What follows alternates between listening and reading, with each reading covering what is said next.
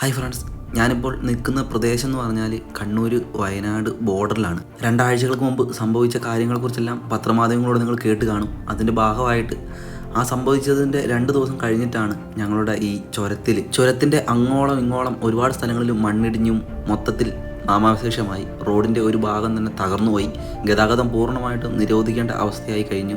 Road ഇടിഞ്ഞ ഭാഗത്തിലേക്കാണ് ഞങ്ങൾ പോയിക്കൊണ്ടിരിക്കുന്നത്. പൂർണ്ണമായിട്ടും ഗതാഗതം നിരോധിച്ചിരിക്കുന്ന ഒരു മേഖലയും കൂടിയാണ്. കാരണം പേരിയ നിവാസികൾക്കും അതുപോലെ തന്നെ ഏലപ്പീടിക നിവാസികൾക്കും എല്ലാം കണ്ണൂരിനെ ആശ്രയിക്കണമെങ്കിൽ നേരെ ഒരു വഴി ഇതാണ്. അല്ലെങ്കിൽ വളഞ്ഞു ചുറ്റി ബോയ്സ് ടൗണിൽ കൂടി യാത്ര ചെയ്യേണ്ടി വരും. ഗതാഗതം പൂർണ്ണമായി നിരോധിച്ചതുകൊണ്ട് മനുഷ്യവാസം ഇല്ലാത്തൊരു പ്രദേശത്തു കൂടി യാത്ര ചെയ്യുന്നത് പോലെയാണ് നമുക്ക് തോന്നുന്നത്. ഹായ് ഫ്രണ്ട്സ്, എല്ലാവർക്കും പുതിയൊരു വീഡിയോയിലോട്ട് സ്വാഗതം. ഞാനിപ്പോൾ നിൽക്കുന്നത് കണ്ണൂർ വയനാടിൻ്റെ ബോർഡറിലാണ്. കാരണം ഇവിടുന്ന് കയറി കഴിഞ്ഞാൽ നമുക്ക് വയനാട്ടിലോട്ട് പോകാം. അപ്പോൾ നിങ്ങൾക്ക് കഴിഞ്ഞ മഴയത്ത് സംഭവിച്ച കാര്യങ്ങളെക്കുറിച്ച് നിങ്ങൾക്ക് എല്ലാവർക്കും അറിവുണ്ടാവും. അപ്പോൾ അതിലൊരു ഭാഗം കാരണം നമ്മളെ കണ്ണൂരിൽ നിന്ന് വയനാട്ടിലോട്ട് കയറി വരുന്ന വഴി പൂർണ്ണമായിട്ട് നിരോധിച്ചിരിക്കുകയാണ്. അപ്പോൾ ഇവിടുത്തെ അവസ്ഥ നിങ്ങൾക്ക് ഫുള്ളായിട്ടൊന്ന് കാണിച്ചു തരാം.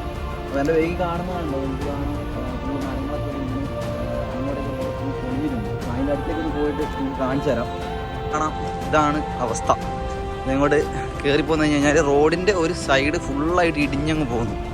പിന്നെ വേറൊരു കാര്യമുണ്ട്, വണ്ടികളൊന്നും വരാത്തതുകൊണ്ട് ഗതാഗതം ഇപ്പോൾ എനിക്ക് തോന്നുന്നു 1 മാസത്തോളമായി ഫുള്ളായിട്ട് നിന്നിട്ട്.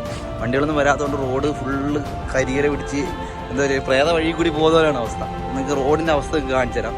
ഇത് കണ്ടോ, ഒരു സൈഡ് ഇങ്ങനെ ഫുള്ള് ഇടിഞ്ഞ് ഇറങ്ങിപ്പോയി, കുഴി ഇങ്ങനെ ഇറങ്ങിപ്പോയി, വെള്ളം ഒഴുകി വന്ന് ഇതുണ്ടോ അങ്ങ് ദൂരെ കാണാൻ നിങ്ങൾക്ക് ഇറങ്ങി അങ്ങോട്ട് പോയിട്ടുണ്ട്.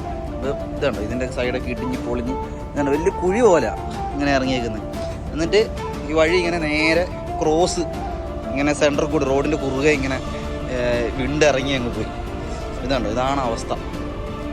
അപ്പോൾ ഇതുവഴി വരുന്നവർ ശ്രദ്ധിക്കുക, ബോയ്സ് ടൗൺ വഴി കണ്ണൂർ ഭാഗത്തേക്ക് പോകാൻ ശ്രദ്ധിക്കുക.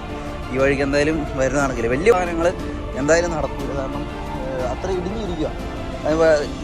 വെയിറ്റ് കയറി കഴിഞ്ഞ് കഴിഞ്ഞാൽ ഉള്ളതും കൂടി താഴോട്ട് പോകും. ഇതുണ്ടോ, നിങ്ങൾക്ക് ഇതിൻ്റെ വളരെ വ്യക്തമായിട്ട് നിങ്ങൾക്ക് മനസ്സിലാവുന്നുണ്ടെന്നാണ് ഞാൻ വിചാരിക്കുന്നത്. ഞാൻ നിൽക്കുന്ന സൈഡുണ്ടോ, അത്ര ഇറങ്ങി കുഴിയിലോട്ട് പോയി. ഇത് കേട്ടോ, ഇത്ര കുഴിയിലോട്ട് പോയിട്ടുണ്ട്. ഇതാണ് അതിൻ്റെ എന്താ പറയുക, ശരിക്കും ഒരു ഭീകരത കണ്ടുകഴിഞ്ഞാൽ നിങ്ങൾക്ക് മനസ്സിലാവും എത്രമാത്രം അടിയിലോട്ടാ താന്നു പോയിട്ടുള്ളെന്ന് റോഡ് കാണാൻ നിങ്ങൾക്ക്. അപ്പോൾ ഇത് എന്തായാലും ഗതാഗത യോഗ്യമാകണമെങ്കിൽ കുറച്ച് സമയം എടുക്കേണ്ടി വരും. നമ്മളെ ഗവൺമെൻറ്റൊക്കെ ഇടപെടുകയാണെങ്കിൽ വേഗം കാര്യങ്ങൾ നടപടിയാവും. ഇതാണ് വഴിക്ക് എന്താ പറയുക, റോഡ് വാഹനങ്ങളൊന്നും പോകാത്തതുകൊണ്ട് തന്നെ ശരിക്കും കാട് കയറി ഫുള്ള് കരികര വീട് ഇങ്ങനെ കടക്കാണ്. പോകുന്നവർക്ക് അതുകൂടി കാണിച്ചു തരാം നിങ്ങൾക്ക്. അപ്പോൾ എന്തായാലും ഈ വഴി യാത്ര ചെയ്യുന്ന ആൾക്കാർ എന്താ പറയുക, വലിയ വാഹനങ്ങൾ, ട്രക്കുകൾ പോലുള്ള വാഹനങ്ങൾ പോകാതിരിക്കുക, 4 വീല് വാഹനങ്ങളും പോകാതിരിക്കുന്നതാണ് നല്ലത്. കാരണം എന്താ പറയുക, അത്രമാത്രം പോയി കടക്കുവാണ്, വഴിയില്ല. കാരണം കുറച്ച് വെയിറ്റ് കയറി തന്നെ ചിലപ്പോൾ ഇടിഞ്ഞ് അങ്ങ് പോവും. അപ്പോൾ അതാണ് അവസ്ഥ ഇവിടെ.